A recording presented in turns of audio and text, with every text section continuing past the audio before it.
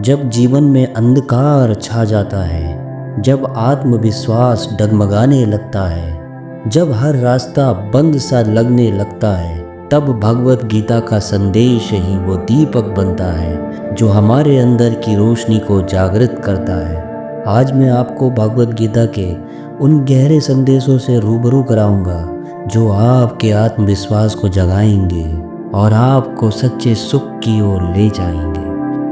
तुम्हारा शरीर बदल सकता है, परंतु आत्मा कभी नहीं बदलती।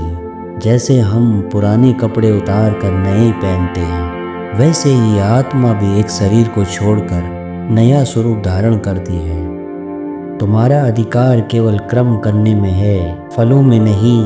अपने कर्तव्य को निभाओ, परिणाम चाहे जो हो, बस पूरा दिल लगाकर काम करो। सुख दुख, लाभ हानि, जय पराजय को समान दृष्टि से देखो।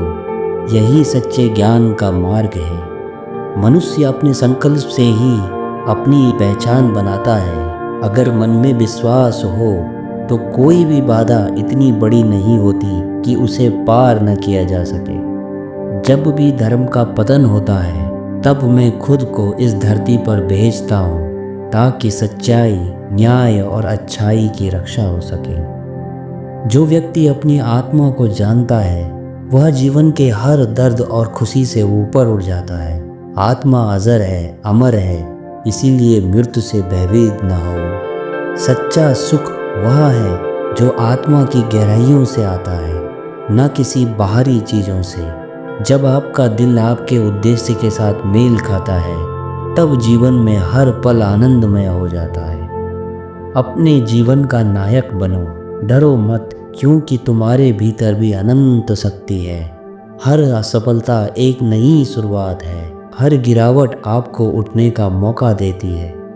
जो लोग अपना मन और बुद्धि मुझ में लगाते हैं, मैं उनके लिए योग और क्षेम को सजो कर रखता हूँ। शरीरधारी के लिए सभी कर्मों को पूरी तरह त्यागना संभव नहीं है, लेकिन जो व्यक्ति अपने कर्मों के फलों के प्रति आसक्त नहीं है, वही सच्चा त्यागी कहलाता है। जो व्यक्ति पूरे मन से युद्ध में संलग्न होता है और अपने धर्म पर अडिग रहता है, वह सच्चा योद्धा है।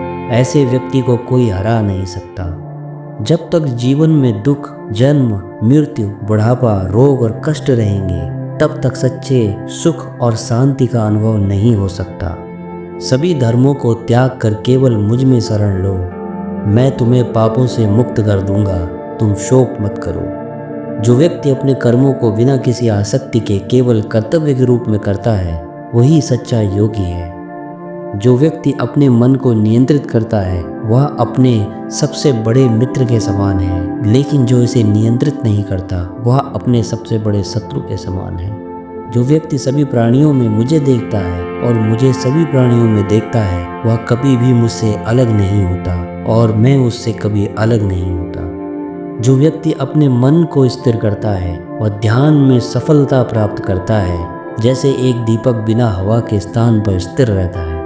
आपका अधिकार केवल कर्म करने में है, फलों में नहीं। इसीलिए कर्म करते समय फल की इच्छा न रखें। आपका शरीर, वाणी और मन, इन तीनों से कर्म किए जाते हैं, वे आत्मा को प्रभावित करते हैं।